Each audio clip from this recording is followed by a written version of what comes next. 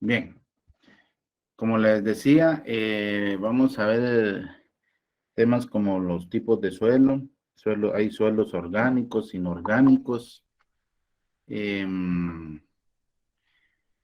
y hay una variedad, la verdad que hay de esos dos se desprende una variedad.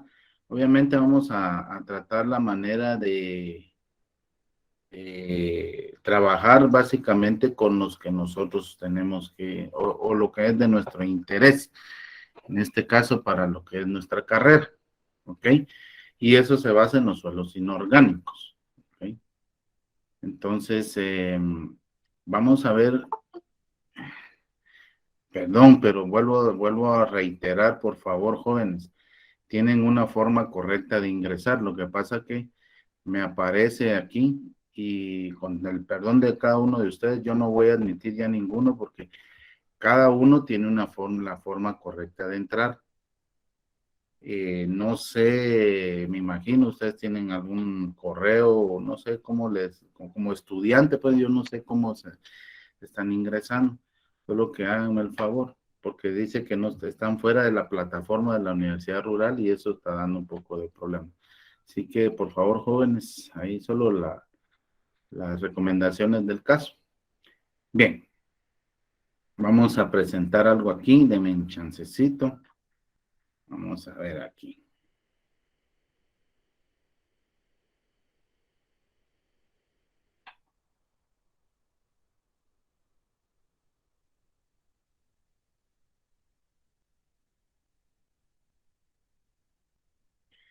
Bien, vamos a ver un videito en lo que yo preparo. Eso solo así como para no irnos aburriendo, para irnos desestresando un poquito, puesto que esto es un poquito teórico, ¿va? Este curso es bastante teórico, pero vamos a ir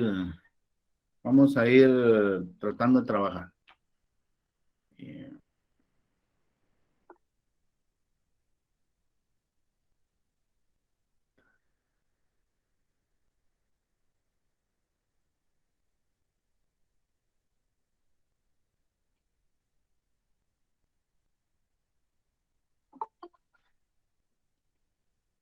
por favor, ahí,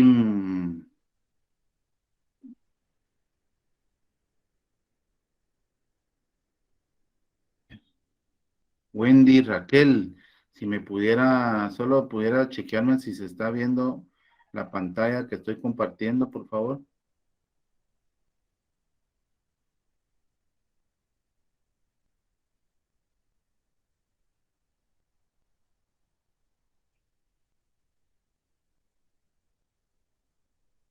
Gracias, excelente. Ya me avisaron ahí que sí se ve. Démosle pues.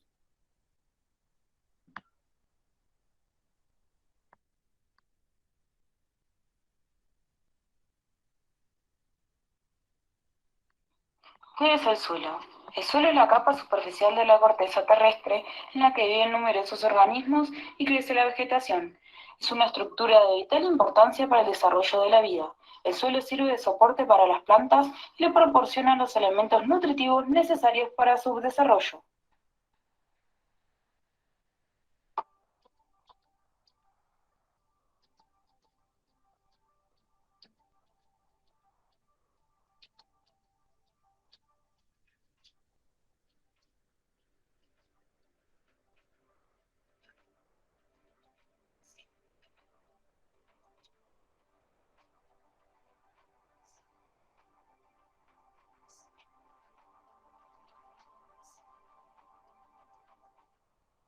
El humus es todo el material orgánico en descomposición que otorga la fertilidad a los suelos, desde hojas secándose hasta cadáveres de insectos. Forman parte del humus del suelo. El suelo está formado por varios componentes como rocas, arena, arcilla, humus, materia orgánica en descomposición, minerales y otros elementos en diferentes proporciones. Podemos clasificar los componentes del suelo en inorgánicos como la arena, la arcilla, el agua y el aire, orgánicos como los restos de plantas y animales.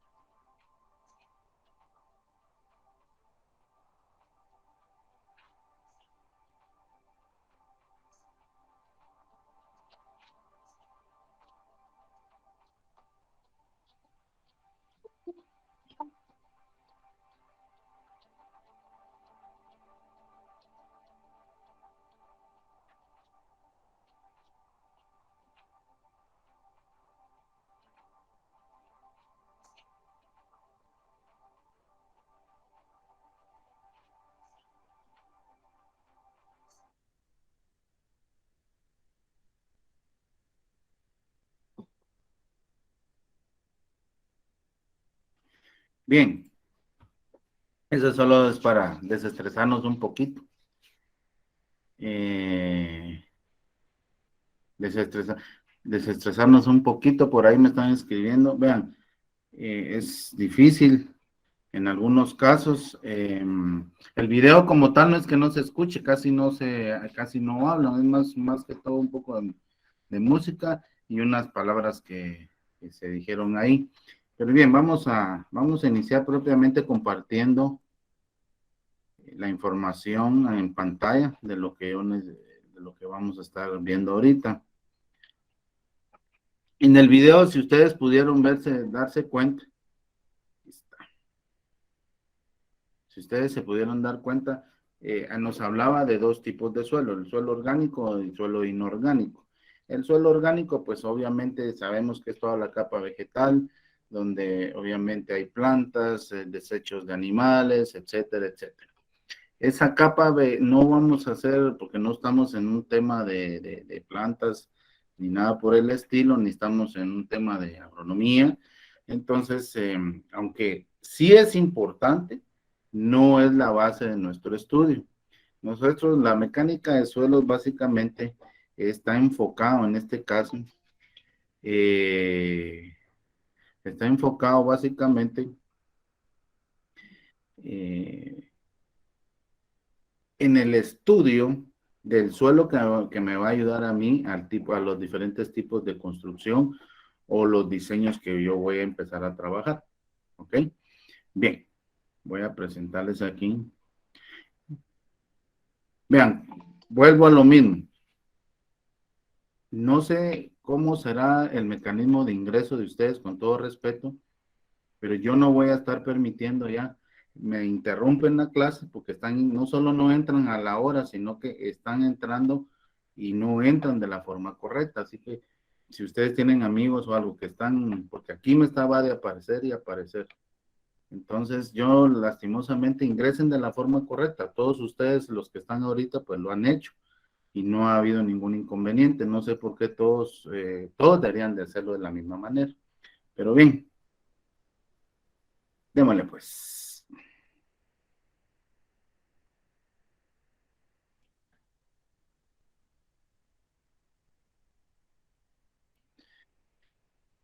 Bien, solo déjenme ver aquí, lo voy a agrandar mucho. Bien, vamos a hablar de los tipos de suelo. Ya habíamos hablado y teníamos de alguna manera, algún conocimiento de lo que es el suelo. Y el suelo se denomina suelo la parte superficial de la corteza terrestre. Eso lo habíamos visto la semana pasada.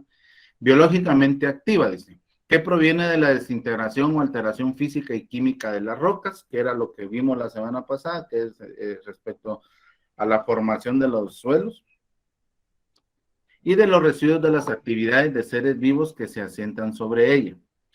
Son muchos los procesos que pueden contribuir a crear un suelo particular.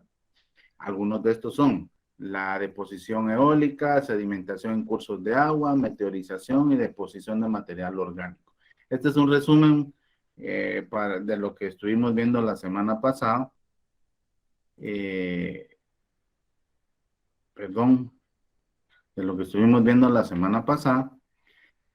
Y ahora vamos a ver algunos tipos de suelo. Esto sí ya es básicamente lo que a nosotros nos interesa.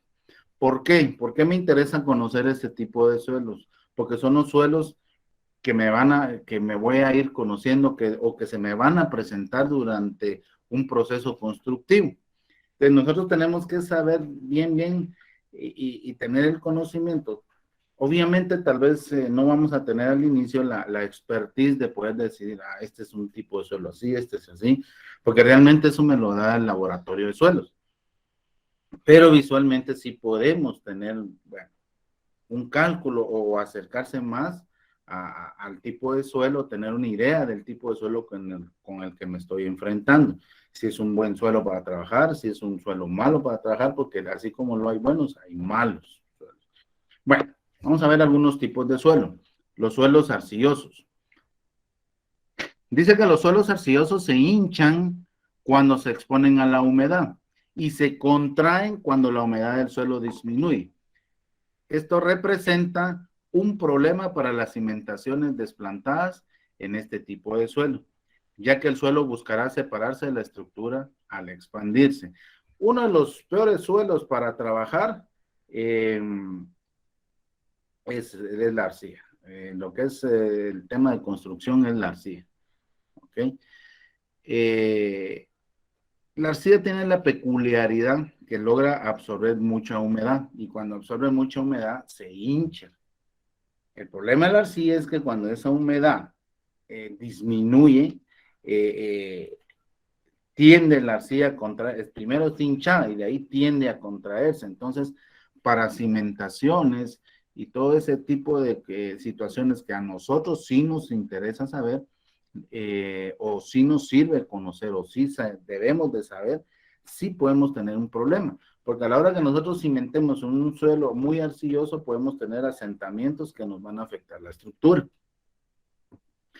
Bien, a este fenómeno se conocen este tipo de suelos como arcillas expansivas. Por lo regular, los suelos arcillosos tienen una zona activa de alrededor de hasta de 6 metros más o menos. Así que se recomiendan cimentaciones profundas, ya que se encuentran mayor estabilidad a mayor profundidad. Cuando nosotros nos enfrentamos a un manto de arcilla muy grande, definitivamente tenemos dos opciones. Permítanme.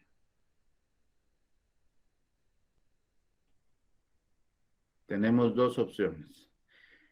Jóvenes, vuelvo a recalcar por última vez, no sé por qué están ingresando de una manera anómala. Hay una forma en la que la universidad les está recomendando ingresar al curso. No lo están haciendo de esa manera y a cada ratito me aparece el mensaje de que tengo que estar aceptando a alguien. Por favor, ingresen de la manera correcta. A partir de ahora yo no voy a estar aceptando que ingresen. Si se pierden la clase, perdonen, pero busquen la manera de lo hablamos la semana pasada y volvemos a tener el mismo problema. Fácil, ahorita llevo 10 mensajes de que alguien quiere, de personas que quieren ingresar, perdonen, pero si a partir la otra semana, no, a partir de ahorita, si no ingresan de la forma correcta, yo no los voy a estar aceptando. Hay una forma correcta y si no la conocen, pues investiguen, pregunten y cerciórense bien de la forma correcta de ingresar al curso. Por favor, porque si me está apareciendo el mensaje y si me corta la clase, por favor. Bien, perdón a todos los demás que sí lo hicieron de buena manera, por favor, perdonen. Vamos a hablar, decía de que cuando nosotros nos encontramos sobre un manto de mucha arcilla, tenemos un grave problema, entonces tenemos que buscar soluciones para ese tipo de situaciones. Hay una diversidad de soluciones a través de ahorita lo que vamos a ir hablando, pues vamos a chequear algunas de las soluciones prácticas que podemos encontrar en campo, siempre y cuando el manto no sea muy grande, ¿ok? Bien, vamos a hablar de algunas desventajas de los suelos arcillosos. Los suelos arcillosos son inestables en presencia de la humedad. Tienden a fracturarse produciendo grietas en las paredes. Esto es cuando ya la humedad se disminuye, tiende a fracturarse. Y resultan ser de un gran problema en el área de la construcción, que es al que a nosotros nos va a servir. Bueno, tenemos también algunas posibles soluciones dependiendo mucho de la cantidad de arcilla que encontremos. Retirar o excavar una profundidad de 50 centímetros a 2 metros del material. Ojo, pues, dependiendo esa solución, nosotros la tenemos que evaluar también, porque no solo es decir, voy a quitar 50 leña o 2 metros de material, si realmente el área de construcción es muy grande. Hay que evaluar, hay que ir evaluando, y esa es parte de las soluciones que ustedes como profesionales en algún punto van a tener que dar. Bueno, a mí me conviene cambiar ese material porque sí lo tengo demasiado mal, sí lo tengo que cambiar, o sí lo puedo hacer esto, puedo hacer lo otro. Esa es la función que ustedes van a ir adquiriendo, ¿sí? Aquí dice retirar o excavar aproximadamente de 50 centímetros a 2 metros de material y cambiarlo por otro. La función de esta es que si se expande el terreno, el edificio subirá de forma consuma. Lo que quiere decir esto es que si yo cambio el material, si yo cambio todo el material, vamos a hablar de un área de 50 por 50, un cuadrado de 50 por 50. Si ustedes hacen cuentas, cuánto va a ser de corte y cuánto va a ser de material de relleno, todo eso es lo que tiene que conllevar a la hora de estar haciendo sus cálculos. Por eso es bien importante conocer el suelo. Porque si yo hago por ejemplo, a mí me dicen, cotícenme esta casa, yo quiero esta mi mansión aquí, pero resulta de que yo le hago cálculo de todo, y hago cálculo de cimentación y de todo, todo bien bonito, pero resulta que el suelo no es lo que yo esperaba. Y desde ahí empezamos a tener problemas. Porque ya hacer un movimiento de tierra o un relleno controlado de esa magnitud, sí nos va a dar problemas de índole económico, básicamente. Bien. Otra posible solución podría ser construir la denominada losa flotante, que será la base y la losa de piso. La función de esta es que al comprimirse el terreno y al quedar sin líquido, bajaría de forma completa y sin agrietar las paredes, o son las famosas losas de cimentación. Cuando tenemos suelos muy arcillosos, lo que se vuelvo a lo mismo, pero depende qué área es la que vamos a construir y vuelve a lo mismo. Tenemos que evaluar qué me conviene más, retirar, excavar y cambiar suelo o tirar una losa de cimentación. ¿Qué beneficio me trae la losa de cimentación? La losa de cimentación lo que hace es que está completa, pero si por ahí hay algún asentamiento o una deformación en el suelo, va a bajar parejo. Por el mismo peso que tiene, va a bajar parejo. Claro, una losa de cimentación tiene tiene un costo alto, pues. Otra solución podría ser la construcción de pilotes. Sabríamos, realmente ahí tendremos que conocer cuánto sería el manto de arcilla que tengo para buscar un área donde en la profundidad buscar ya un área o un terreno o un suelo que me permita que ya no sea tan arcilloso y que permita colocarle peso, por así decirlo. Dice que además de darle mejor soporte, eso hablando de los pilotes, además de darle mejor soporte a la estructura, también tenemos el punto a favor al utilizarlos en edificios de una altura bastante alta, expuesto a fuertes vientos. Obviamente la utilización de pilotes es lo mejor, pero también tiene un costo bien fuerte. Entonces nosotros tenemos que tener varias opciones, evaluar las opciones y cuál nos sale más barato, porque ese es el trabajo de ustedes como profesionales, hacer ese tipo de evaluación que sea una evaluación correcta y que no sea tan costosa. ¿Ok?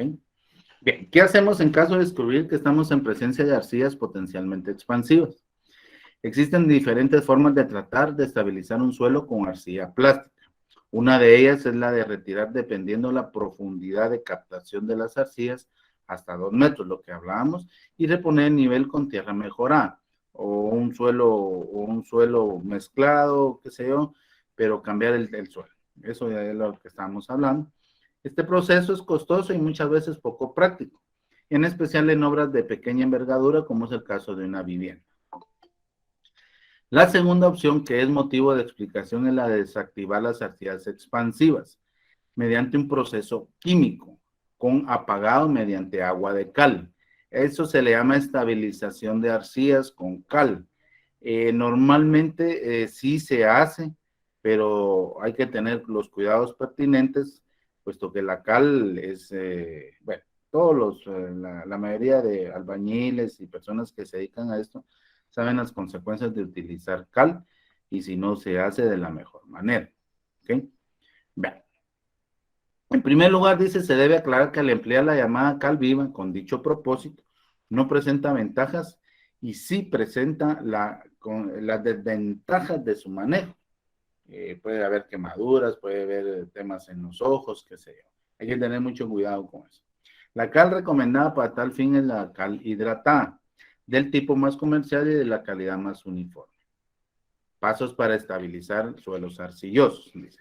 Se retirarán del lugar los 50 centímetros superficiales y estabilizar el suelo arcilloso. Aquí podemos ver en la fotografía, es una excavación de los 50 centímetros que se retiraron de material. Entonces se quedó una cajuela. Sobre esa cajuela se va a utilizar otro tipo de suelo. Okay. Ah, bueno, aquí es el paso, perdón, este es el paso para trabajar la química, para estabilizar las arcillas con cal. Bien, luego de hacer esta cajuela, se realizan hoyos de 10 centímetros de diámetro y de 2,50 de profundidad. Más o menos son pequeños, realmente son delgados, pero son profundos. ¿Okay? Y más o menos se tienen que ir entre 1,25 y 1,50 de separación. Los hoyos serán llenados con agua de cal, lo que podría ser obtenida disolviendo cal tipo, bueno, aquí dice tipo milagro similar en un balacho o una cubeta, ¿sí? Aquí hay palabras porque estos son de otros países, o sea, la teoría viene de otros países, por eso es que hablan esto, pero yo solo estoy tratando de pasar al chapín vulgar, ¿ok? Entonces lo que dice esto es que nosotros preparamos el agua de cal en recipientes plásticos o cubetas, como nosotros le decimos, ¿sí? El agua de cal que se va infiltrando debe reponerse diariamente durante por lo menos 5 días. ¿Qué es lo que sucede? Ustedes cada agujero, aquí ven el agujero, lo van llenando, ¿sí? Entonces, obviamente, cuando lo llenan, al siguiente día, eso se absorbió, entonces tienen que volver a llenar. Durante ese proceso, más o menos, dura entre 5 a 8 días ese proceso hasta que la infiltración deje de darse muy... Ya ustedes se nota cuando ya el agua ya no se va y empieza a quedarse ahí. Entonces, eso ya es la seña de que se logró infiltrar lo que nosotros queríamos. Una vez terminado el proceso de infiltración, se completará el trabajo llenando los hoyos con una pasta densa de la misma cal y arena común al 50%, hasta unos 20 centímetros por debajo de sus bocas, llenando el espacio restante con suelo natural seleccionado. Aquí ya se llenó con cal. Finalmente se rellenarán los 50 centímetros retirados originalmente con suelo seleccionado compactado en 93%. Eso ya es discreción.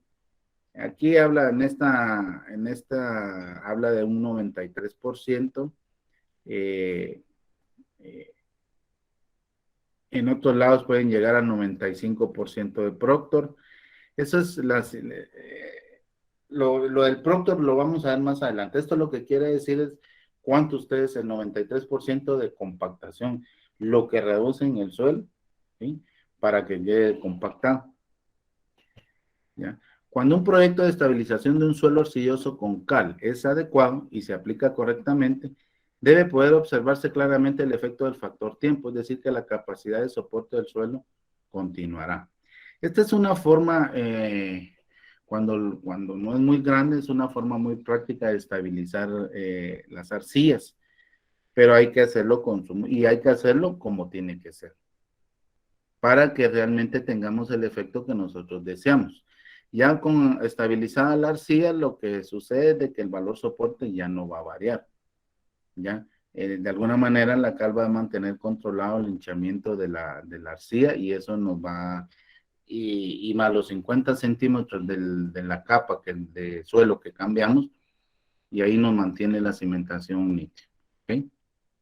Bien, dentro de todo esto también tenemos suelos arenosos. ¿Okay? Estos son suelos formados por arenas medias y gruesas. Bueno, el tema de la arena va enfocado ahí, vamos a ir viendo también más adelante, vamos a ver lo que son las clases de suelo y la granulometría que tiene que tener para definir si es un suelo fino o es una arena. ¿Ok? Pero aquí hablemos ahorita de suelos arenosos. Dice que están formados por arenas medias y gruesas y tienen una granulometría muy favorable para sustentar estructuras con cierta resistencia.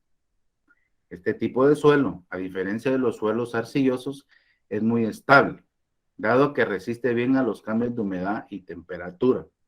En cuestión de cimentación, son recomendables en este tipo de suelos las cimentaciones en losa, ya que las puede soportar fácilmente.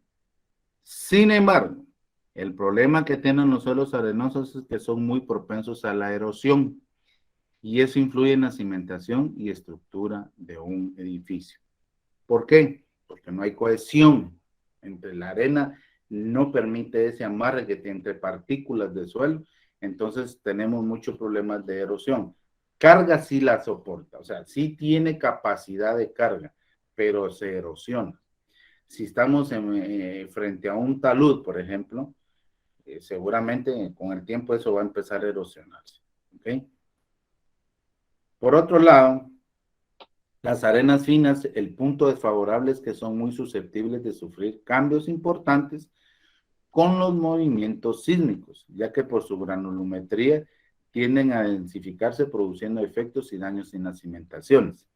Por lo que lo más recomendable en este tipo de suelos arenosos son las cimentaciones profundas, ya que a mayor profundidad nos ofrecen mayor capacidad de carga y por lo tanto mayor resistencia. Lo que pasa es que con estos suelos arenosos, ¿qué pasa si usted decide irse al puerto? Dejemos el tema de la sal, que ese es un problema bien grande en el área costera, pero vamos a hablar de la arena. Traten de poner una zapata sobre la arena y ¿qué va a pasar? ¿Qué creen ustedes que pasa? Lo que va a pasar es que se va a empezar, ponen 4 y uno más, de alguna va a empezar y se va a empezar a ceder y se va a hundir. Es como que ustedes pongan el dedo en la arena y empiecen a pachar. Eso es lo que pasa, ¿ok? Capacidad de carga sí la tiene, pero la tienen, si usted coloca en un recipiente arena y le pone una carga completa, le va a aguantar bien y no va a tener ningún problema. Pero ábrale un ojito y va a empezar a salirse. No tiene cohesión, o sea, no tiene amarre, no se puede compactar la arena. En otras palabras, no se puede compactar la arena y esa es una dificultad bien grande. Bien. Suelos granulares. Bien, incluyendo suelos con alto contenido de arena o grava. La grava hablemos de la grava como el piedrín de ahí para arriba. A eso se le llama grava, a eso se le conoce como grava. Son rocas de diferente tamaño, que más o menos van según la granulometría que tengan, ya vamos desde un cuarto para arriba, y ya se cataloga como grava. ¿Okay? Hasta la roca, hasta piezas grandes, ¿no? Como puede ser las rocas que encuentran ustedes en un río. Bien, los suelos granulares son generalmente adecuados para la construcción, considerando que siguen siendo permeables al agua después de comprimirlos. La instalación de un muro de contención, por ejemplo, puede ser necesario para prevenir deslaves. El tamaño de las partículas es importante al considerar suelos granulares. Ahí ya se tiene que ver temas de estudios geológicos para ver qué tanto realmente me va a servir ese suelo. Si no es dependiendo la edificación que yo vaya a hacer, si me conviene o no me conviene trabajar con ese tipo de suelo. Vamos a hablar un poquito de lo que es la textura en el suelo. El suelo arenoso está compuesto por minúsculas partículas de piedra que van desde 0.05 a 2 milímetros de diámetro. Aquí es donde yo les digo que empieza la granulometría, ¿ven? Que se puede llamar arena, dice, un suelo arenoso está compuesto por minúsculas partículas de piedra que van desde 0.05 a 2 milímetros de diámetro. Ese es el rango que me da a mí para decidir o definir que eso es una arena. ¿Ok? Y tiene una textura rasposa, como si fuera lija, ¿no? Este es el tipo más ligero de todos los suelos y por lo tanto es propenso a la erosión por el agua, como lo habíamos dicho, y el viento, si no existen plantas vivas en él. Su textura ligera a veces lo convierte en la elección de los jardineros que buscan una opción frente a suelos más pesados. Ten precaución cuando añades arena a suelos arcillosos más pesados, ya que la combinación de ambos puede crear un suelo más duro y no más ligero. ¿Ok? Algunos nutrientes. El suelo arenoso es un suelo de tipo ácido, preferido por muchas plantas, pero la verdad que en general carece de los nutrientes que lo hacen ideal para un medio fértil por sí mismo. Si ustedes se dan cuenta, en arena es muy difícil que se vea maleza o algún tipo de planta. Sí habrá alguna que sí se beneficia de ese tipo de nutrientes que tiene, pero en general no. En general no es un lugar donde yo puedo decir voy a sembrar una papa y ahí me va a dar una zanahoria o un arbolito, porque no es así.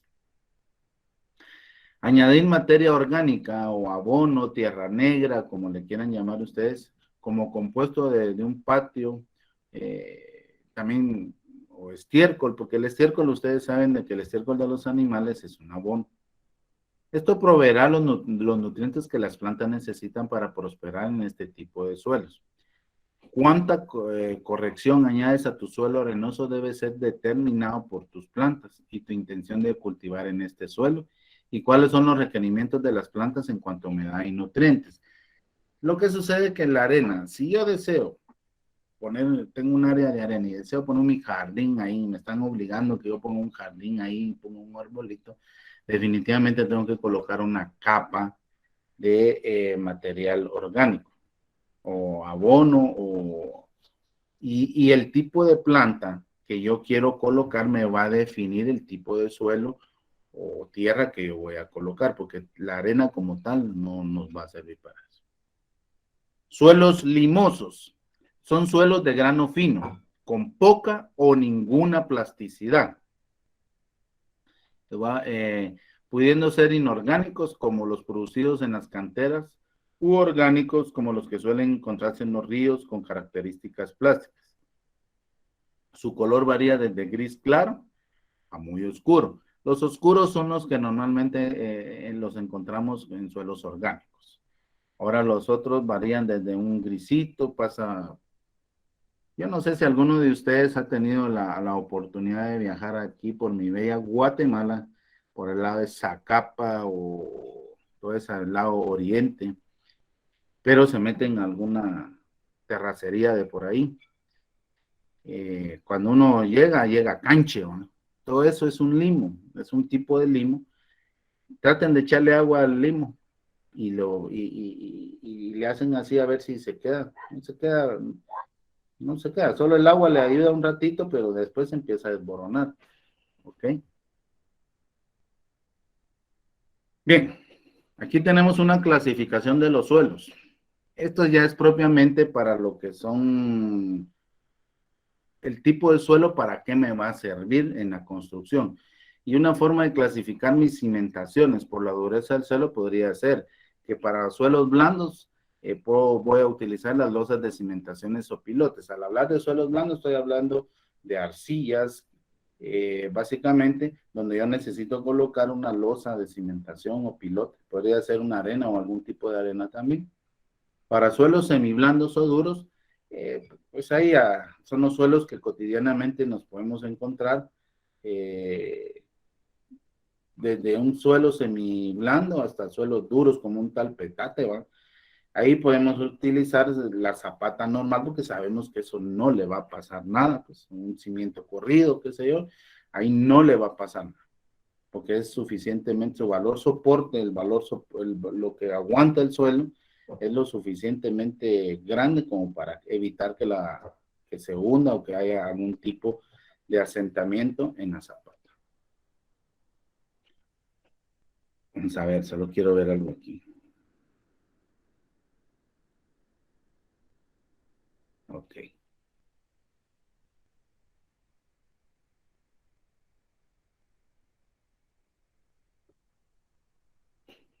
Vamos a continuar. Solo quiero que veamos, para seguir el orden, veamos un videito de cómo es que se estabiliza con cal. Y ahí continuamos con esto. Denme un chance.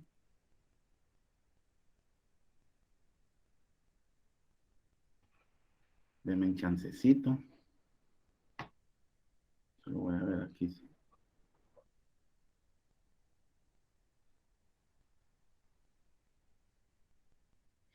Sí, aquí, gracias por sus, aquí estoy viendo algunos mensajes que me estaban, sí, de hecho, entonces, eso quiere decir que ustedes ya están conociendo lo que son aquí hablamos de un hospital que dice que está sobre pilotes, y es por eso, es porque el suelo no nos sirvió. Lo del tema de la losa flotante es una losa tradicional, pero igual necesitamos saber qué tipo de suelo tenemos abajo, porque sí necesito saber cuánto me soporta para saber la carga que le voy a dar. Y eso va a depender también qué es lo que voy a, obviamente, si voy a trabajar un edificio, por ejemplo, la losa de cimentación no puede ser de 12 centímetros, tiene que ser mucho más grande, donde yo voy a, y voy a colocar acero, pues, ¿sí? Hay una forma, hay un par de diseños, o una forma especial de trabajar lo que son losas de flotando o losas de cimentación, como se le conocen aquí. El mejor tipo de suelo es el que tiene un valor soporte idóneo, que va a estar entre 18 y 20 toneladas sobre metro cuadrado. Eso no lo voy a decir yo, no lo pueden decir ustedes, eso se los va a decir un ensayo de laboratorio. ¿Ok? Bien, denme un chance, vamos a ver el videíto, jóvenes. Vamos a ver el videíto.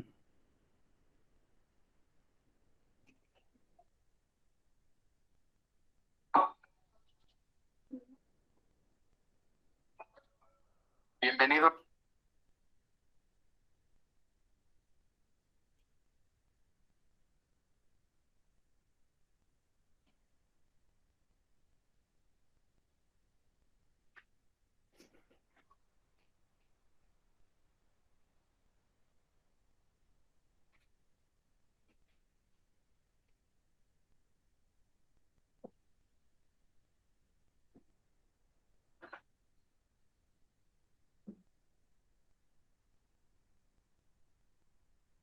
Nuestras cápsulas de autoconstrucción. Las creamos para que puedas llevar a cabo tus proyectos de la mano de Calidra. Empecemos con la estabilización de suelos. ¿Qué es y cómo identificar si tu terreno lo necesita? La estabilización de suelos con cal es el proceso de transformación que mejora las propiedades físicas y mecánicas, incluso de materiales considerados como desecho, volviéndolos aptos para su uso en la construcción de firmes o pisos, edificaciones, caminos, carreteras, tu hogar. Estos materiales de desecho retienen mucha humedad y son conocidos coloquialmente como lodos o fangos. Su nombre correcto es arcillas. ¿Por qué es necesario estabilizar estos materiales? Con la estabilización de suelos obtienes un incremento en la resistencia y la capacidad de carga de los materiales, así como la disminución de absorción de agua y los cambios de volumen. Para poder estabilizar el terreno, se requiere la adición de cal en distinta proporción, con el objetivo de que el suelo alcance resistencias más altas. Al estabilizar arcillas y tierras con cal, reduces drásticamente la expansión, formando una mezcla de suelo-cal, lo que te permitirá obtener resistencias mayores a las del mismo suelo en su estado natural. Beneficios de estabilizar con cal. El beneficio más importante es hacer uso del material que ya existe en el lugar, al utilizar la arcilla y evitar la compra de material extra para rellenar el terreno. El beneficio principal se refleja en tu bolsillo y en el tiempo de ejecución de la obra. Así evitas el corte, carga y acarreo de los materiales de desecho y rellenos de materiales de bando. ¿Cómo identificar si mi suelo es apto para ser estabilizado? Un suelo apto para construir se compacta fácilmente mojando la superficie y utilizando una herramienta llamada pisón, con la cual se va a ejercer una fuerza sobre el terreno, logrando su compactación. Si el terreno no se compacta y percibes una consistencia chiclosa o arcillosa que se pega en los dedos y que además ya seco se forman terrones que se pueden partir pero no reducirse a polvo, es señal de que se tiene que estabilizar con cal. El material estabilizado puede utilizarse como material primario o base de relleno para firmes o pisos, como parte de las capas primarias de apoyo de materiales para la construcción de casas de un nivel, para habilitar caminos provisionales, ya de manera más profesional en urbanizaciones. ¿Qué cantidad de cal es recomendable para estabilizar un suelo? Dependiendo del espesor de la capa a estabilizar, será la cantidad de cal que se utilice. ¿Cómo comienzo con la estabilización de suelos? 1. Recibe y descarga la cal en tu construcción. 2. Distribuye la cal en el terreno o material a estabilizar de acuerdo a la dosificación que ya te he explicado. 3. Asegúrate de mezclar perfectamente el suelo con la cal. Además, evita que el tamaño de los grumos sea mayor a media pulgada. Puede ser con la ayuda de maquinaria o de manera manual. 4. Agrega agua y mezcla nuevamente. 5. Deja reposar toda la noche. 6. Vuelve a mezclar el suelo con la cal y agrega agua nuevamente. 7. Espera la capa. 8. Compacta la capa tratada y listo. Cuando el material a estabilizar esté mojado o presente humedad, es necesario dejarlo secar o utilizar preventiva. Cuando está seco o con humedad mínima, se puede estabilizar con cal hidratada. Te invitamos a seguir todas nuestras cápsulas de autoconstrucción.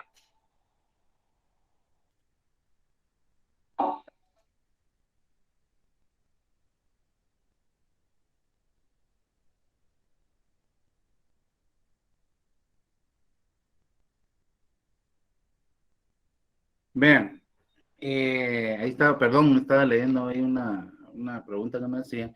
Sí, efectivamente, lo que pasa es de que nosotros vamos a definir qué tan la cal, obviamente, esta es otra opción de estabilización. Me preguntan ahí que en algunos casos han visto la utilización de cal y cemento.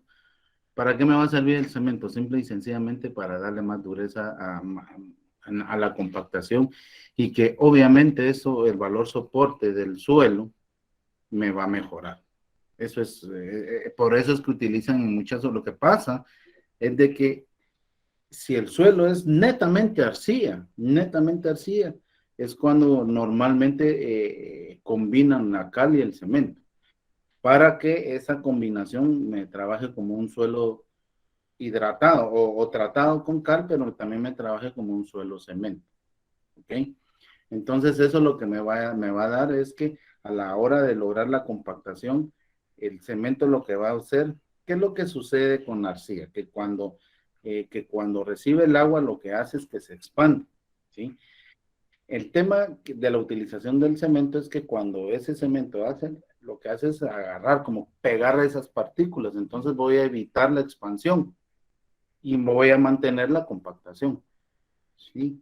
Pero usar cemento también sale caro, por eso es que normalmente solo se usa cal, dependiendo qué van a hacer. Ahora, si es para ustedes, si es para construcción de ustedes, si se quieren estar completamente seguros, usen cemento, pero sí,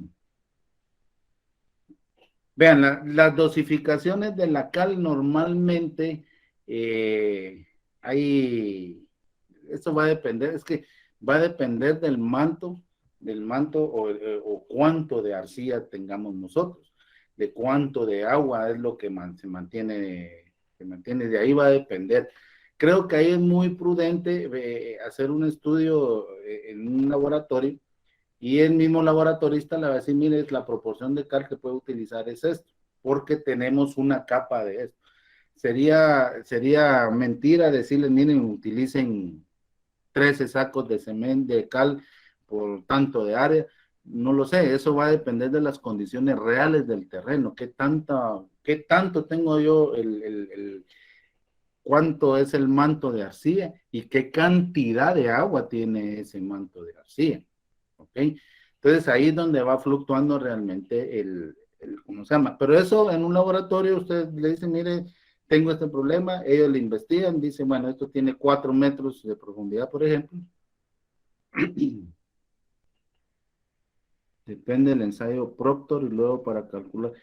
Sí, pero lo que pasa es que el Proctor, vamos a ir por pasos. Yo sé que muchos de ustedes ya conocen algunos ensayos, pero no nos adelantemos mucho. Vamos a ver lo que es el Proctor y para qué nos sirve el Proctor, pero vamos a ir por pasos. Yo sé que algunos de ustedes ya han tenido un poco de conocimiento de otros, pero vamos a ir poco a poco por respeto a los que por alguna u otra razón todavía no han logrado entrar al campo de la construcción. Espero sus comprensiones. Sé que algunos ya han visto y les va presentando ciertas dudas. Vamos a tratar de ver en el transcurso de las clases. Yo tengo que ver un poco los videos, pero si por ahí me voy desviando un poquito, voy a tratar tengo material para irles mostrando cada uno de los ensayos que se va haciendo para que ustedes vayan teniendo conocimiento de cómo es que se realizan en los diferentes ensayos, tanto en campo como en laboratorio. ¿Ok? Bien, continuemos pues, continuemos. Solo me voy a salir de aquí con...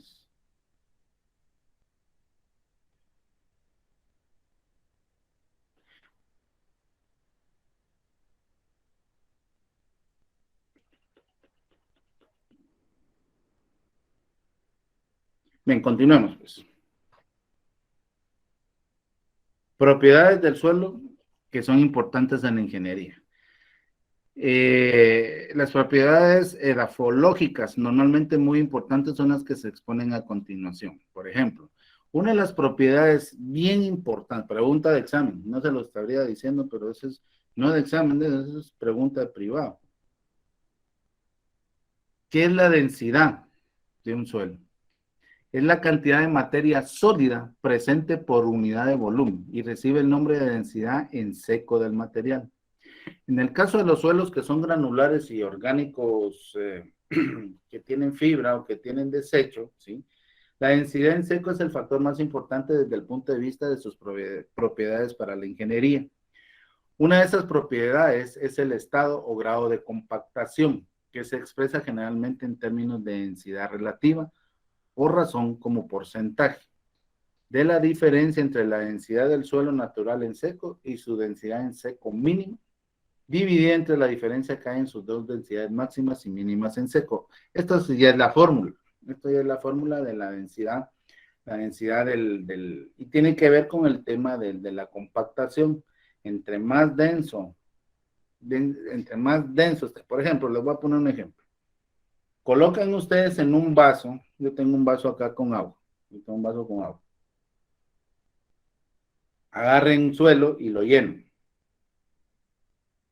Entonces ustedes utilizaron X cantidad de suelo para llenar este vaso. ¿Sí? Ahora hagámoslo más denso. Echémosle el mismo suelo, pero ahora lo vamos compactando. Es más o menos lo que hace Proctor, ¿verdad? O el ensayo de Proctor, que lo va haciendo con golpes y lo va compactando. Proctor lo que da es la densidad. ¿Sí? Entonces, se van a dar cuenta que ustedes llenaron el mismo vaso, solo que utilizaron más suelo. ¿Por qué? Porque esto lo compactaron. ¿Ok? Ya se los dije así en chapín. Fricción interna. La fricción pura de Coulomb equivale a la simple resistencia a la fuerza cortante en la teoría de elasticidad.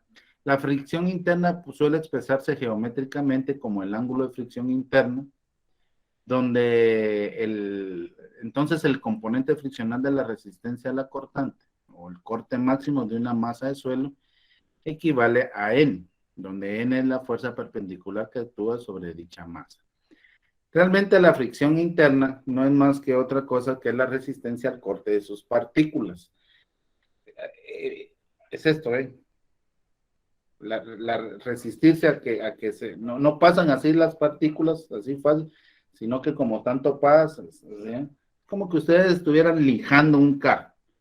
Por eso la lija trae unas... Entonces, ¿qué es lo que hace? Es desgastar, es hacer durante esa fricción desgasta la pintura. ¿Por qué? Porque está haciendo esto, ¿no? Bueno, la cohesión no es otra cosa, la fricción interna no es otra cosa que la fricción que existe entre las partículas internamente y que una se opone al movimiento de la otra. Ahí estamos. Cohesión. Es la máxima, eso se lo aprenden. Yo sé por qué les digo. Es la máxima resistencia del suelo a la tensión. Resulta de la compleja interacción de muchos factores, como por ejemplo, la adherencia coloidal de la superficie de las partículas, la tensión capilar de las películas de agua, la atracción electrostática de las superficies cargadas, las condiciones de drenaje y historial de esfuerzos. La verdad, solo existe verdaderamente cohesión en el caso de arcillas, que tienen contacto de canto con cara entre sus partículas.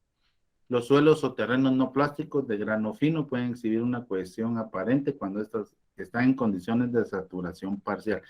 La cohesión es la capacidad del suelo de poder mantenerse así. Poder mantenerse así, compactado. ¿Ok? Compresibilidad. Esta propiedad define las características de esfuerzo de formación del suelo. La aplicación de esfuerzos agregados a una masa de suelo origina cambios de volumen. Era lo que yo hacía, lo que yo les decía. Y desplazamientos. Estos desplazamientos, cuando ocurren a nivel de la cimentación, provocan asentamientos en ella. La limitación de los asentamientos a ciertos valores permisibles suele regir el diseño de las cimentaciones, sobre todo cuando los suelos o terrenos son granulares. La compresibilidad es la capacidad que tiene el suelo de ser, o sea, de compresionarse o de poder compactarse, ¿sí? A través de los diferentes esfuerzos que se le pueden ir colocando. Aquí habla de que hay un cambio de volumen. Les voy a poner algo, algo bien práctico. ¿Qué pasa si ustedes van y tocan un suelo virgen, que nadie lo ha tocado, meten una máquina?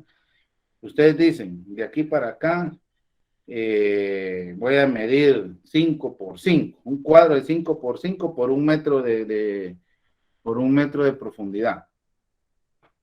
¿Cuánto les debería de dar en metros cúbicos? ¿Cuánto les debería dar en metros cúbicos de ese corte que van a hacer?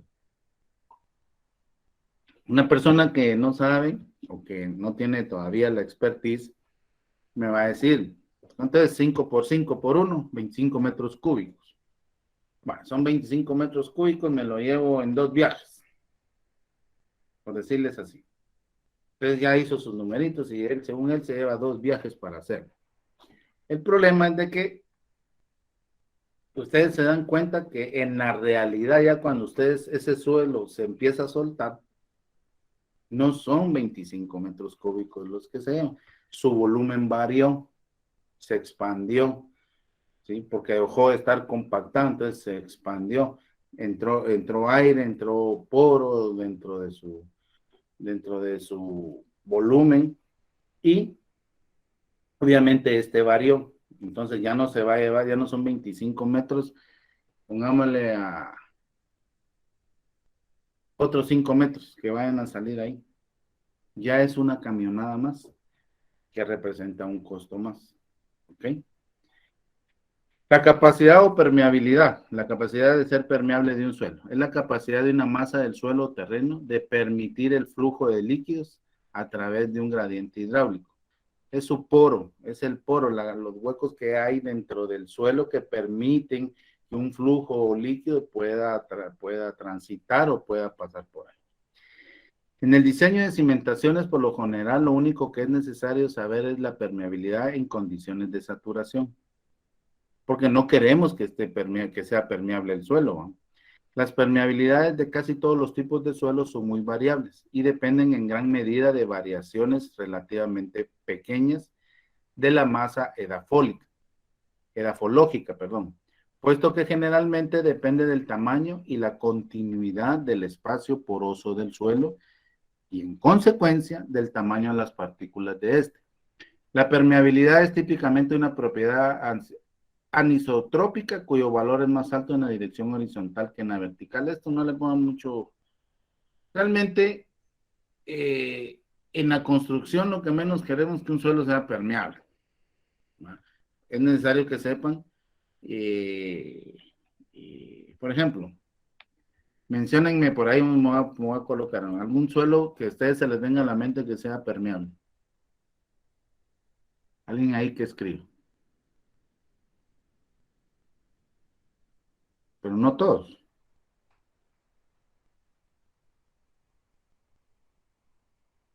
A ver, alguien que se le venga a la mente de un suelo permeable, que permita el flujo de líquido.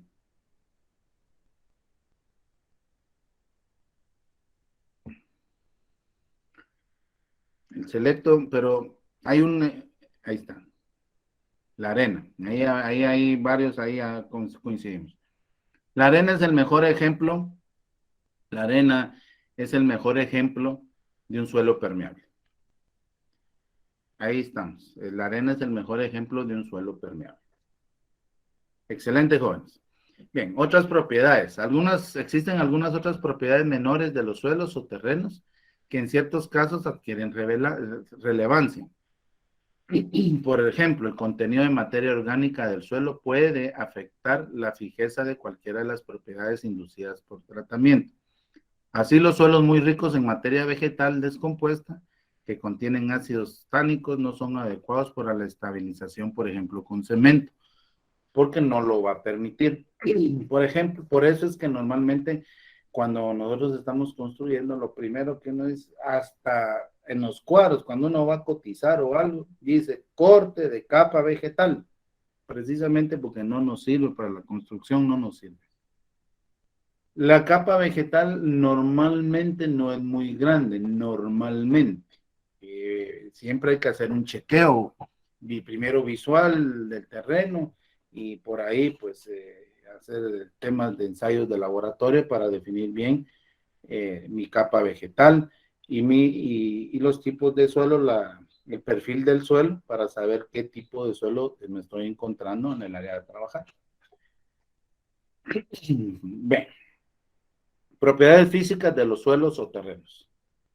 Los geólogos definen los suelos o terrenos como rocas alteradas, mientras nosotros los ingenieros, o sea, normalmente, no es que prefiramos, normalmente nos referimos a ese tipo de material como el material que sostiene o carga un edificio, una caja, como el material que sostiene la carga.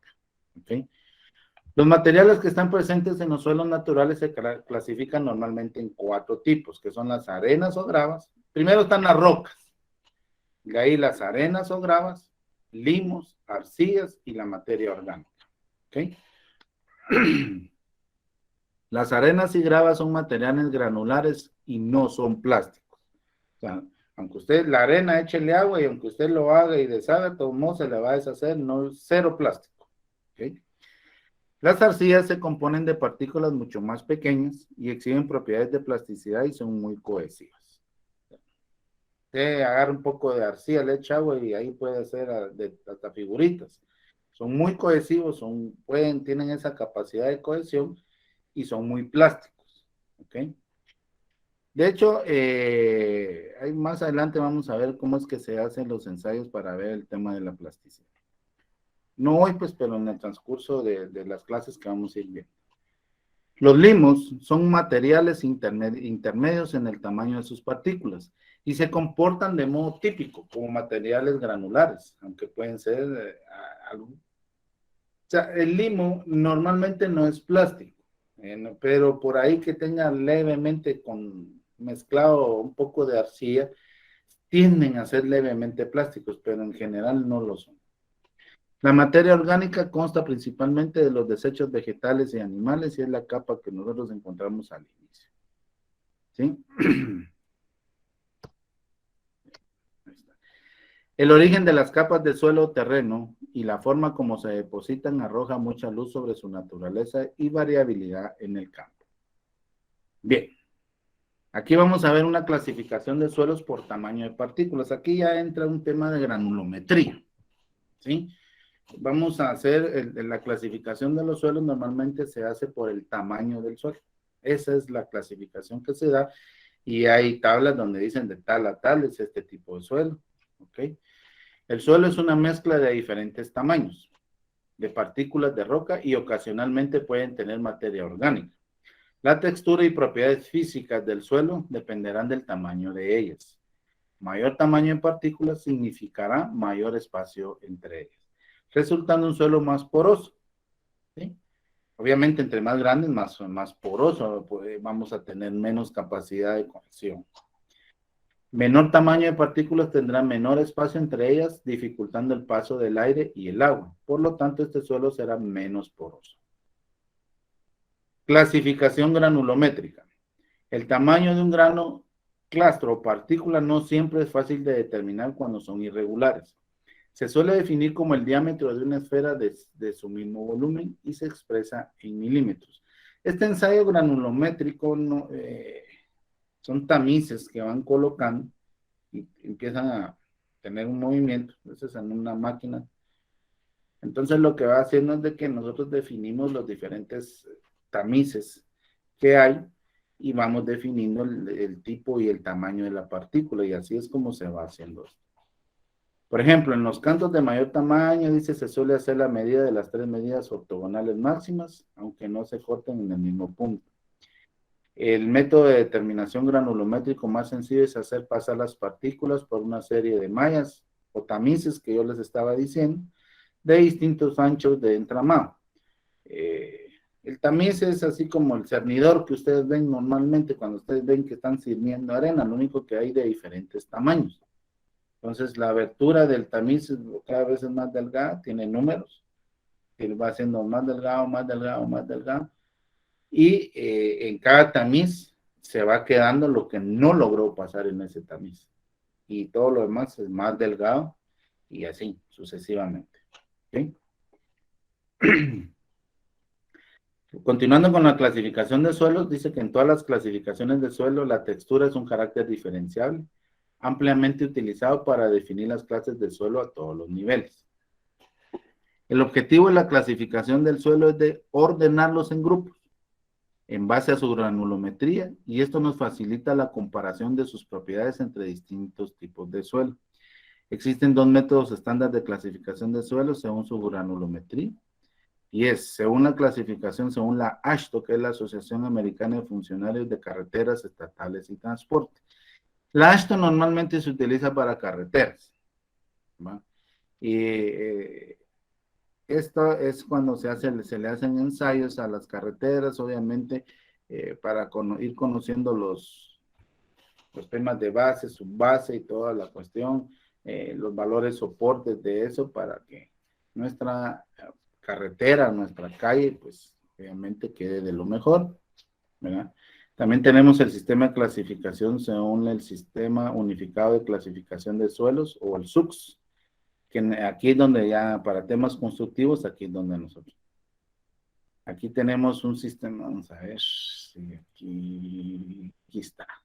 Sistema de clasificación de suelos unificados. Aquí tenemos suelos de grano grueso, gravas, símbolos que se utilizan. ¿Sí? Esto se los voy a hacer llegar porque que me puedan que yo les explique esto es fácil de entender solo con leerlo. No creo que tenga la necesidad de explicarle. Aquí está mira, mira, por ejemplo, aquí habla del tamiz, por ejemplo, el 100 pasa el 100%. Hay tamiz 80, 63, 50. Cada uno tiene diferente tamaño. Entonces aquí lo que se hace es que se va chequeando, por ejemplo, en el tamiz 100 pasó todo. ¿Va? En el tamiz 80 pasó todo. En el tamiz 63 ya solo pasó el 85.40 de ese 100%. Entonces, ¿qué se quedó? El 14.60 se quedó retenido en ese tamiz. ¿Sí? Ya solo chequeamos cuánto el tamiz 63, de ahí pasamos por el tamiz 50 y se pasó al 75.40. ¿Sí? Y así. Esta es la forma general de cómo es que se hace con los tamices, ¿sí? Vamos a ver más adelante cuando ya veamos propiamente lo que es el ensayo de granulometría, vamos a ver cómo, cómo se utilizan las tamizadoras. Aquí está la explicación del ensayo tamizado. Déjenme ver algo aquí. Aquí está.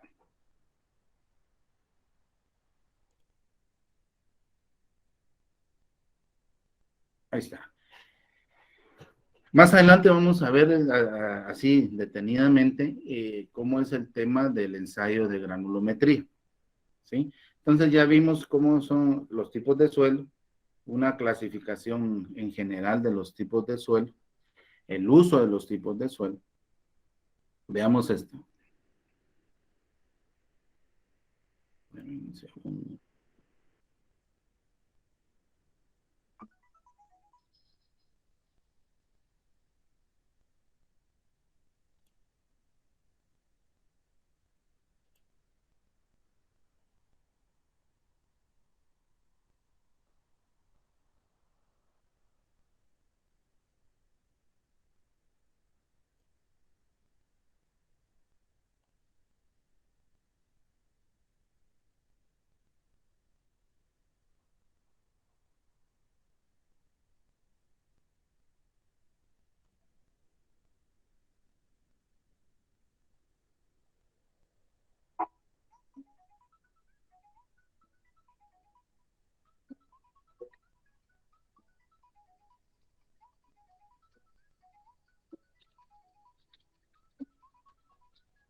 Hola, ¿cómo están? Bienvenidos. En este tutorial vamos a aprender a clasificar los suelos mediante el sistema SUX, así como también mediante el sistema AASHTO. En este primer video veremos el sistema unificado de clasificación de suelos, es decir, el sistema SUX. Bueno, para el sistema SUX lo que debemos saber principalmente es el tipo de suelo y el prefijo que utilizaremos para representar cada tipo de suelo, así como también el subgrupo al cual pertenece el tipo de suelo y el sufijo con el cual vamos a representar cada subgrupo. Dentro de los tipos de suelo tenemos a la grava, el cual está representado por el prefijo G. Tenemos también a la arena, representado por el prefijo S. Tenemos también al limo, representado por el prefijo M. La arcilla, representado por el prefijo C. Y el suelo orgánico, que estará representado por la letra O. Ahora, dentro de los subgrupos tenemos a los suelos bien graduados, que estarán representados por el sufijo W. También los suelos pobremente graduados, representados por el sufijo P, los suelos limosos, representados por el sufijo M, los suelos arcillosos, representados por el sufijo C, los suelos con baja plasticidad, representados por la letra L, y los suelos con alta plasticidad, que están representados por la letra H.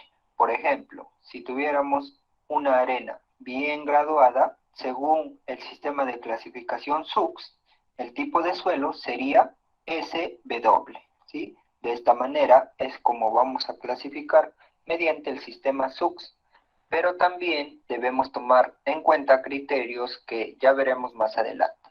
Entonces, es importante aprenderse esta terminología. Bien, el primer paso que debemos dar para la clasificación mediante el sistema SUX es el siguiente. Debemos analizar el porcentaje que pasa del suelo por el tamiz número 200. Si el porcentaje que pasa por el tamiz número 200 de la muestra del suelo es mayor al 50%, entonces este suelo será fino. Pero si el porcentaje que pasa por el tamiz número 200 de la muestra de suelo es menor al 50%, entonces este suelo será grueso. Si nos encontramos con el primer caso, es decir, con un suelo fino, lo que vamos a hacer es irnos a la carta de plasticidad.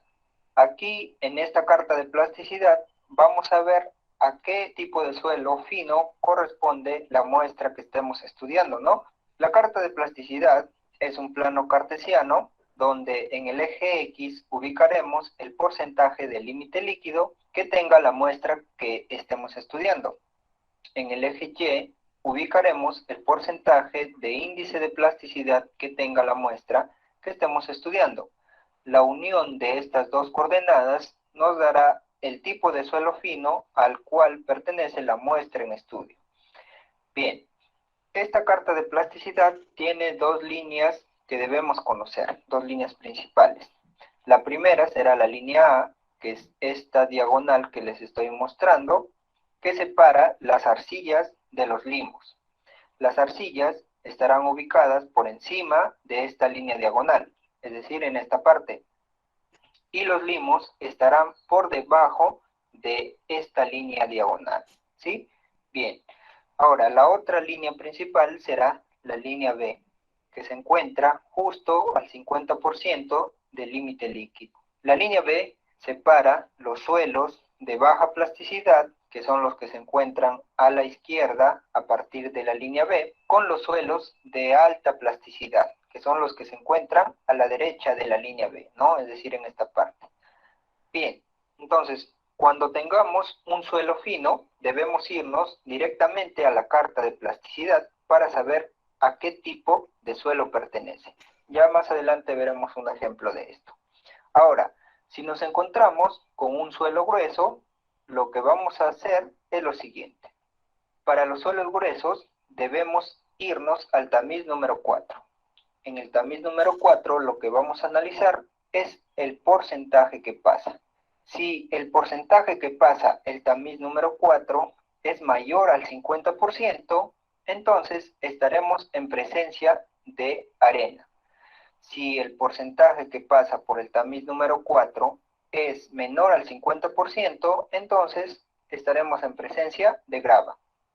Bien, una vez que sabemos que el suelo grueso es arena o grava, vamos a tener que analizar nuevamente el porcentaje que pasa por el tamiz número 200, ya que el porcentaje que pasa por el tamiz número 200 será el porcentaje de finos que tiene la muestra que estemos estudiando. Si el porcentaje de finos es menor al 5%, vamos a tener dos clasificaciones, de acuerdo al suelo grueso que tengamos: arena o grava pobremente graduada o arena o grava bien graduada.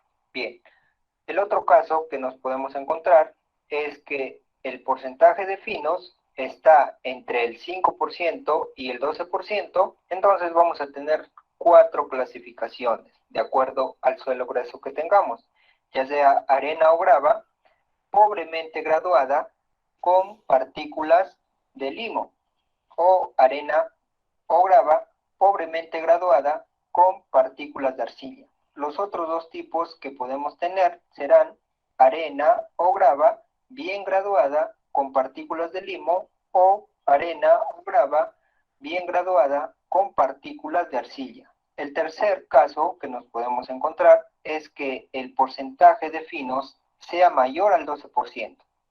Entonces, acá vamos a tener dos tipos de suelo, ya sea arena o grava limosa o arena o grava arcillosa. Pero, ¿cómo vamos a saber si un suelo está dentro de una clasificación o está dentro de otra clasificación? Para eso utilizaremos dos criterios. El primero es la granulometría. Una arena será bien graduada si es que el coeficiente de uniformidad es mayor a 6. Además, el coeficiente de curvatura debe estar entre 1 y 3. Una grava será bien graduada si el coeficiente de uniformidad es mayor a 4. Y además, el coeficiente de curvatura está dentro de 1 y 3. El segundo criterio serán los límites de Atterberg, ¿no? Utilizando el índice plástico y el límite líquido, vamos a irnos a nuestra carta de plasticidad y ahí veremos qué tipo o qué partículas de suelo fino contiene el suelo. Bien, ahora, ¿cuál de estos criterios utilizaremos en el primer caso? Bueno, para el primer caso, lógicamente utilizaremos solo el primer criterio.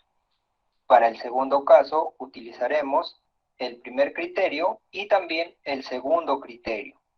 Para el tercer caso, utilizaremos solamente el segundo criterio, es decir, la carta de plasticidad.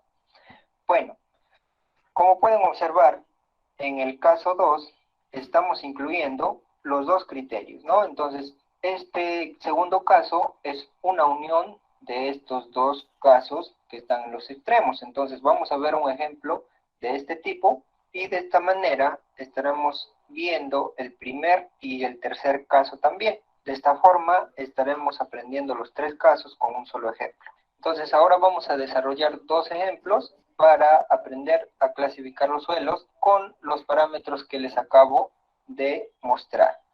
El primer ejemplo nos dice clasificar la siguiente muestra de suelo, muestra 1, por el sistema SUX, ¿no? Los datos que tenemos son el número de malla, el porcentaje retenido acumulado en cada una de las mallas y además el porcentaje que pasa por cada una de las mallas. También tenemos el límite líquido y el límite plástico. Entonces, recordando lo que vimos hace un momento, lo primero que debemos hacer es analizar el porcentaje que pasa por el tamiz número 200. En el tamiz número 200 vemos que el porcentaje que pasa es 68%. Por lo tanto, es mayor al 50% de la muestra, ¿no? Entonces estaremos en presencia de un suelo fino. Y ya vimos anteriormente que si tenemos un suelo fino, directamente nos vamos a ir a la carta de plasticidad. En la carta de plasticidad debemos ubicar el límite líquido, que tenemos por acá, es 65%, pero no tenemos el índice plástico. El índice plástico simplemente lo obtendremos al restarle al límite líquido el límite plástico. Entonces, el índice plástico será igual a 65 menos 20, esto será igual a 45%. Entonces, ubicamos el límite líquido, es 65%, entonces más o menos debe estar a esta altura, ¿no? Entonces trazamos una línea vertical y el índice plástico es 45%, entonces más o menos está ubicado por esta parte, trazamos una línea horizontal y la intersección de estas dos coordenadas nos dará el tipo de suelo al cual pertenece. Como habíamos visto hace un momento, por encima de la línea en diagonal se encuentran las arcillas, entonces será una arcilla, ¿no? La línea vertical nos separa los suelos de baja plasticidad con los suelos de alta plasticidad.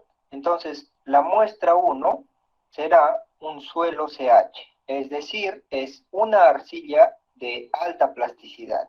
Bien, entonces, vamos a ver un segundo ejemplo donde vamos a aplicar lo que vimos anteriormente para el suelo grueso. Nos piden clasificar la muestra 2 por el sistema SUB. Los datos que nos dan son las mallas, nos dan la malla número 4, 40 y 200. El porcentaje acumulado en cada una de estas mallas y el porcentaje que pasa por cada una de estas mallas. Nos dan también el diámetro cuando el porcentaje que pasa es 10%, el diámetro cuando el porcentaje que pasa es 30% y el diámetro cuando el porcentaje que pasa es 60%. Tenemos el límite líquido y el índice plástico. Lo primero que hacemos es analizar el porcentaje que pasa por el tamiz número 200. Por el tamiz número 200 pasa 8%. Entonces, esto es menor al 50%, por lo tanto será un suelo grueso.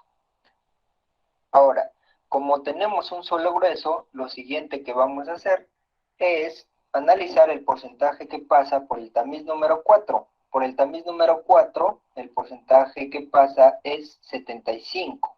Entonces, es mayor al 50%, por lo tanto, la muestra 2 será arena, ¿verdad? Como ya conocemos que el suelo grueso es arena, lo siguiente que debemos hacer es analizar el porcentaje de finos que contiene este suelo grueso, ¿no? Recordemos que el porcentaje de finos será el porcentaje que pasa por la malla número 200. Entonces, nos vamos a encontrar en este segundo caso, ¿no?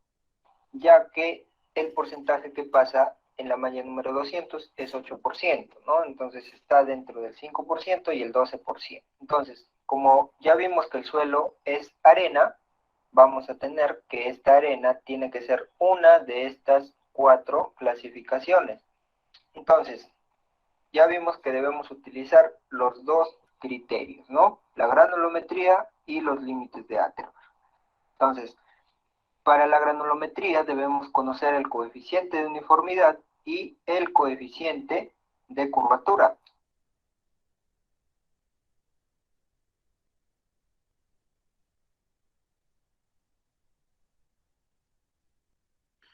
Bien, lo voy a dejar ahí. Lo hice porque de ahí van a hablar del tema hablan de ya propiamente del ensayo de granulometría. Si ustedes se dan cuenta, básicamente la clasificación del suelo es basado al tamaño de las partículas.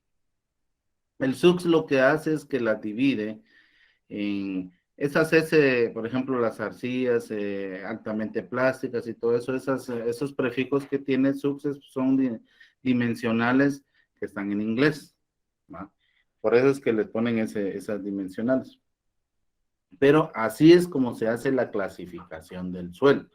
¿Cómo clasifican un suelo grueso, por ejemplo, de un suelo fino? ¿Y cómo se va clasificando dentro del suelo grueso? Se puede dividir entre arena, y etcétera, etcétera. Básicamente eso es la clasificación del suelo. La AASHTO lo que hace es algo similar, lo único que se utiliza básicamente para carreteras. A no ser que nos vamos a meter a carreteras, me interesa bastante que le entremos al tema del SUX, o que por lo menos entendamos el tema de cómo clasifica en el SUX. Y si se dan cuenta, no es difícil si tenemos todas las herramientas. O sea, tal vez se nos enredó por ahí un poquito porque no tenemos la costumbre de hacerlo, pero si nosotros tenemos todas las herramientas ahí de qué significa cada una de las cosas, lo vamos, seguro no es difícil hacer. Y podemos deducir qué tipo de suelo estamos teniendo. ¿Ok? Deme un segundo, voy a ver algo aquí. ¿Ok? Entonces, iba a tocar algo referente a las tomas de muestra, pero no creo que me dé tiempo. Bueno, lo vamos a dejar el otro fin de semana, vamos a ver un poquito de algunas tomas de muestra, cómo se muestran las muestras alteradas e inalteradas, y cómo es que, tengo ahí un videito también de cómo es que lo sacan, cómo se coloca la parafina, cómo cortan, y para poderlo llevar a un laboratorio. Bien, jóvenes, espero que pues hayamos logrado comprender lo que estábamos hablando. Por ahí vio que me enviaron como 3 o 4 personas, ya me enviaron ahí ya me escribieron, yo les voy a estar compartiendo.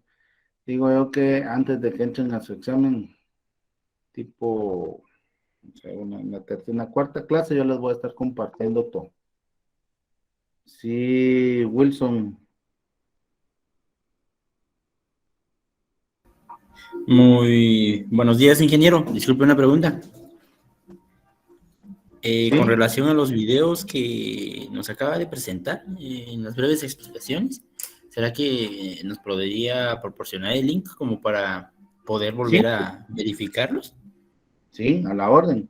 De hecho, ya los tengo descargados. Voy a ver si se los puedo enviar ahí, aunque sea en Drive, y ustedes ya se los comparten a sus compañeros, ¿les parece? Muchas gracias. Excelente. Sí, Raúl. Buenos días, ingeniero. Con una pregunta acerca de lo que nos dio del contenido, ¿dónde también lo podemos obtener o nos va a enviar también al mismo Sí, correo? yo les voy a enviar todo lo que ustedes están viendo, yo se los voy a enviar. Todo lo que yo les muy bien. incluyendo los videos y todo. Ojo, yo estos videos no es de ahorita que los tengo, o sea, me han servido y creo que es donde mejor se explica, porque videos van a encontrar un montón, pueden buscarlos, eso no hay ningún inconveniente, pueden buscarlos, pero son los que yo considero que es donde mejor se explica, ¿no? Y tratar de acomodarlo más que todo a lo que nosotros entendemos aquí en lo que es de Guatemala. Pero Bien, yo se los gracias. voy a compartir, no hay pena, yo se los comparto. Bien, entonces los veo el otro fin de semana, primero Dios. Dios me los bendiga a cada uno de ustedes y que tengan un excelente día.